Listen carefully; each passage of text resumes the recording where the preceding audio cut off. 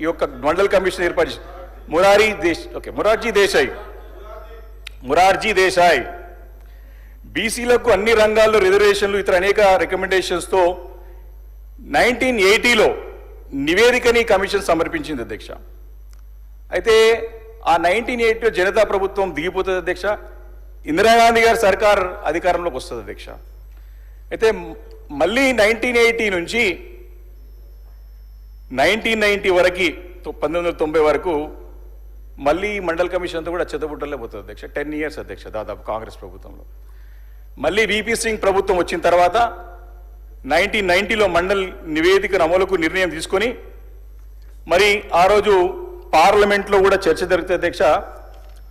August 7th, 1990 స్వర్గీయ రాజీవ్ గాంధీ గారు ఇదే బీసీ రిజర్వేషన్లు వ్యతిరేకిస్తూ సుదీర్ఘ ప్రసంగం చేస్తారు అధ్యక్ష. బీసీలకు రిజర్వేషన్స్ అమలు చేస్తే దేశ విభజన కుట్రగా దీన్ని చెప్తారు అధ్యక్ష. ఒకవేళ మన బీసీ రిజర్వేషన్ అమలు చేస్తే దేశం విడిపోతుంది అనే మాట మాట్లాడిన సంగతి పార్లమెంట్ రికార్డులో ఉంది అధ్యక్ష. ఆ రోజు నుంచే బీసీలు కాంగ్రెస్ పార్టీకి దూరం అవుతూ వచ్చిన సంగతి ఈ సభ ద్వారా సభ్యులకి మరి ప్రజలందరికీ తెలియజేస్తున్నారు అధ్యక్ష. విపి సింగ్ ప్రభుత్వం నిర్ణయంపై సుప్రీంకోర్టులో కేసు పెడుతుంది అధ్యక్ష. 1993లో మండల్ కమిషన్ రికమెండేషన్స్కు అనుకూల తీర్పు వస్తుంది అధ్యక్ష. దానిలో 1993 నుంచి కేవలం కేంద్ర ప్రభుత్వ కొల్లుల్లో మాత్రమే 27% రిజర్వేషన్లు అమలు, 2008 నుంచి కేంద్ర విద్యా సంస్థ రిజర్వేషన్ అమలులోకి వస్తాయి అధ్యక్ష.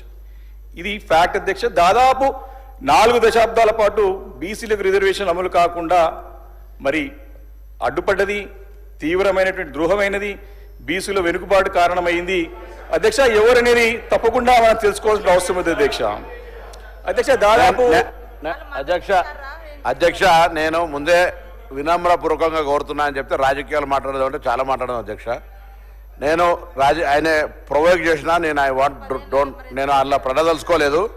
నన్ను మెల్లగా ప్రొవోక్ చేసి ఏదో వాళ్ళని తిట్టాలి, దాని తర్వాత దీని అంతా అడ్డి ఆగం చేయాలనుకోకు ఈ పెద్ద మనిషికి చెప్తా ఉన్నా, గౌరవ సభ్యునికి. నేను చరిత్రకు సంబంధించి ఓదలుచుకుంటే చరిత్రలో చాలా అంశాలు ఉన్నాయి అధ్యక్ష. ప్రస్తుతం జరుగుతున్నాయి, గతము మధ్య అంతా చెప్దాం, ఎప్పుడన్నా మళ్ళీ మాట్లాడుకుందాం.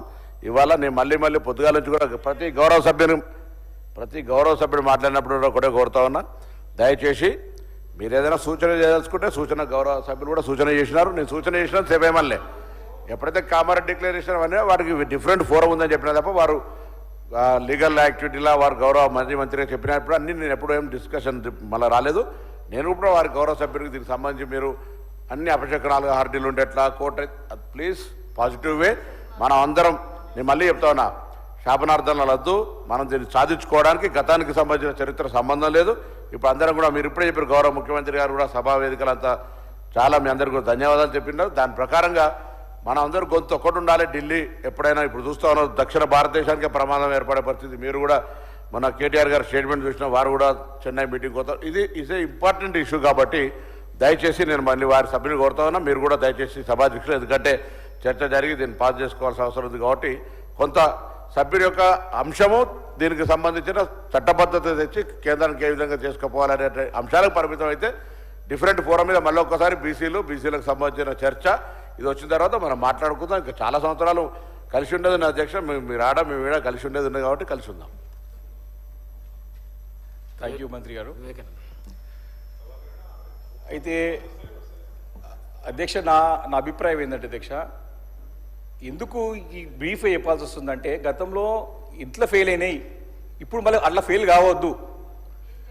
ఏం చేయాలి చెప్తారు ఎవడి చెప్తారు, ఎందుకు వస్తున్నాయి, న్యాయపరమైన చిక్కులు ఎందుకు వస్తున్నాయి అధ్యక్ష. ఉదాహరణ చెప్పాలి అధ్యక్ష, మనకు పి శివశంకర్ గారు అందరికి తెలుసు అధ్యక్ష, సీనియర్ కాంగ్రెస్ నాయకులు వారు లేరు. వారు కేంద్ర మంత్రిగా లా మినిస్టర్గా పనిచేశారు అధ్యక్ష. శివశంకర్ గారు సికింద్రాబాద్ పార్లమెంట్ ఎంపీగా ఉండే అధ్యక్ష, కాంగ్రెస్ చెందినటువంటి ఎంపీ గారే. ఇందిరాగాంధీ గారి ఎమర్జెన్సీ సమయంలో మీకు తెలుసు అధ్యక్ష, మీ బావగారు జి కృష్ణ గారు కూడా యాక్టివ్గా కాంగ్రెస్లో పనిచేసిన వారే. శివశంకర్ గారు ఇందిరాగాంధీ గారికి లీగల్ అసిస్టెన్స్ ఇచ్చి ఆమెను ఎమర్జెన్సీల సమయంలో తెలుసుకోవాలి, ఎమర్జెన్సీ సమయంలో వారికి అండగా ఉన్నటువంటి నాయకుడు అధ్యక్ష శివశంకర్ గారు. శివశంకర్ గారు పార్లమెంట్లో రాజ్యసభలో అపోజిషన్ లీడర్ ఉన్నారు అధ్యక్ష. వారే ముసాయిదా బిల్ని ఆ రోజు మండల్ కమిషన్ది అపోజిషన్లో ఉన్నా మరి విపి సింగ్ గారు అప్పచెప్తే వారు తీసుకొచ్చిన సంగతి అధ్యక్ష. వారు చెప్పినటువంటి మాటను ఒక్కసారి గుర్తు చేయాల్సిన అవసరం ఉంది అధ్యక్ష. ఎందుకంటే న్యాయపరమైన చిక్కులు ఎలా వస్తాయి, ఎందుకు వస్తాయి అని చెప్పేసి వారి రాజకీయ అనుభవంతో వారి యొక్క ఆత్మకథలు రాసుకున్న సంగతి ఒకసారి చెప్పారు అధ్యక్ష. అధ్యక్ష 1962లో ముఖ్యమంత్రిగా వచ్చినటువంటి శ్రీ నీలం సంజీవ్ రెడ్డి గారి దగ్గర నుండి బీసీలను ఇతర బలహీన వర్గాలను తమ తమ రాజకీయ ప్రయోజనాలకు వాడుకున్నారు తప్ప వాళ్ళ జీవితాలకు ఉద్ధరించడానికి చేసింది మాత్రం శూన్యం. తాజాగా బీసీ జాబితా తయారు చేస్తాం అంటూ వాళ్ళు చేసిన వాగ్దానాలన్నీ కేవలం ఎన్నికల్లో ఓట్లు దండుకోవడానికే పడ్డాయి. ఇలాంటి గొప్ప ఆలోచనలు వాళ్ళకే వస్తాయో లేక రాజకీయ సలహాదారులు ఇస్తారో గాని తాజా జాబితా తయారు చేస్తాం అంటూ తమ దాతృత్వాన్ని చాటుకోవచ్చని, అటు ఓట్లు గుంజుకోవచ్చని, తర్వాత ఇలాగూ కోర్టుల్లో ఈ జాబితాలు హేతుబద్ధత వీగిపోతుందని వాళ్ళకి బాగా తెలుసు. అంటే అధ్యక్ష శివశంకర్ గారు కాంగ్రెస్ పార్టీ సీనియర్ ఆయన జడ్జిగా కూడా, హైకోర్టు జడ్జి కూడా పనిచేసారు అధ్యక్ష. వారు చాలా వారు పోరాటం చేసిరు బ్రదర్. కాంగ్రెస్ పార్టీకి చెందినటువంటి వారే ఇందిరాగాంధీ గారితో, రాజీవ్ గాంధీ గారితో పోరాటం చేసి బిల్ పాస్ కావాలి, బీసీలకి న్యాయం కావాలని చెప్పి పోరాటం చేసినటువంటి నాయకుడు శివశంకర్ గారు అధ్యక్ష. అంటే వారు ఏమంటారంటే ఇది ఇప్పుడు కాదు అధ్యక్ష, ఇది మనం ఈరోజు 2025లో మాట్లాడుతున్నాం. వాళ్ళు 30-40 సంవత్సరాల క్రితమే చెప్పారు. వారు ఇందిరాగాంధీ గారు చనిపోయిన తర్వాత రాజీవ్ గాంధీ గారికి సెకండ్ నంబర్ 2 ఉన్నాడు అధ్యక్ష ఢిల్లీలో. ఆ రోజు నుండి కూడా న్యాయపర చిక్కులు వస్తా ఉన్నాయి. ఎప్పుడైనా ఎన్నికల సమయంలో ఇది వస్తుంది, మళ్ళీ వెనుకపోతుంది, జాగ్రత్త అని హెచ్చరిస్తున్నారు. దీన్ని జాగ్రత్త తీసుకోమని నేను పున్నప్రభ గారికి నేను హెచ్చరిస్తున్నాను అధ్యక్ష. అధ్యక్ష నేను ఉదయం నుంచి మళ్ళీ చెప్తా ఉన్నాను అధ్యక్ష. ఉదయం 2017 ఈ ఈడబ్ల్యూఎస్ ఈ స్కీమ్ వచ్చే వరకు కూడా దీనికి సంబంధించి న్యాయపరమైన చిక్కులు ఉన్నాయి అధ్యక్ష. ఓపెన్ అయింది అధ్యక్ష. 50% క్యాప్ ఓపెన్ అయిపోయి ఈడబ్ల్యూఎస్కు 10% వచ్చిన తర్వాత ఇది పెద్ద అంశం. దాని గురించి ఏ విధంగా న్యాయపరంగా మీరు మాకు మద్దతు చేయండి. మీరు మాతో ఒక బాధ్యత గల ప్రధాన ప్రతిపక్షం మా అమౌంట్ ఉండండి, తీసుకొస్తాం ఢిల్లీ రాని, మీరు కూడా వారిని కూడా తీసుకురండి. ఇక్కడ దానికి సంబంధించి మళ్ళీ అన్ని నేను చెప్తున్నా కదా, పొద్దున్న నుంచి మాట్లాడుతూ మద్దతు అంటూనే పిల్లి శాపనార్థాలు పెట్టేది, అపశకునాలు మాట్లాడేది, మళ్ళీ దానికి సంబంధించి రాజకీయపరమైన విమర్శలు చేస్తా ఉన్నారు. నేను వాళ్ళు ఎన్ని చేసినా బాధ్యత గల సంబంధిత శాఖ మంత్రిగా తెలంగాణ ప్రజలకు సంబంధించిన బలహీన వర్గాలకు సంబంధించి న్యాయం జరగాలని కోరుకునేటువంటి వ్యక్తిగా మిగతా కాంగ్రెస్ పార్టీ బలహీన వర్గాలకు సంబంధించి మా నాయకుడు రాహుల్ గాంధీ గారు 50% క్యాప్ ఎత్తేయాల్సిందే. రాహుల్ గాంధీ గారి ప్రకారంగా 100 మంది పార్లమెంట్ సభ్యులు పార్లమెంట్లో ప్రతిపక్ష నాయకుడు కొట్లాడతాడు. దానికి సంబంధించి మీరు సపోర్ట్ ఇవ్వని చెప్పి కోరుతా ఉన్నా. దయచేసి మళ్ళా నువ్వు కంక్లూడ్ దయచేసి వివేకానంద గారు దయచేసి మీరు కంక్లూడ్ చేస్తే నేను గౌరవ అధ్యక్షులు, ఎందుకంటే ఇక పొన్నం ప్రభాకర్ ఎఫిషియన్సీ మీద విశ్వాసం ఉంది కాబట్టి ఎవరున్నా లేకుండా నేను తీసుకుంటున్నాను అధ్యక్ష.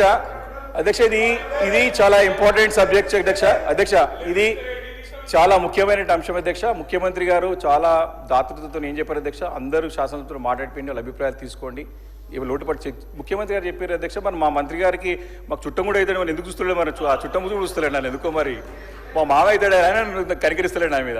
అధ్యక్ష నేనేమంటారు అధ్యక్ష, నేనేమంటా అధ్యక్ష, మనకి ఈ బిల్లు ఎందుకో చిక్కులు వస్తాయి, దాన్ని ఎట్లా ఎదుర్కోవాలని చెప్తాను అధ్యక్ష. నేను సింపుల్ ఈరోజు ఒక అంశం అధ్యక్ష. వారు ప్రవేశపెట్టిన బిల్ ఈరోజు అధ్యక్ష, ఇది a bill to provide for the reservations of seats in rural and urban local bodies in the state for the backward classes for citizens in state of Telangana వారు ప్రవేశపెట్టిన బిల్ అధ్యక్ష. 7th పేజ్లో ఫస్ట్ పారాగ్రాఫ్లో last line అధ్యక్ష, the 1-man commission recommended for 2 enactments, one for enacting the BC reservation quota in education and employment and the other for the local bodies.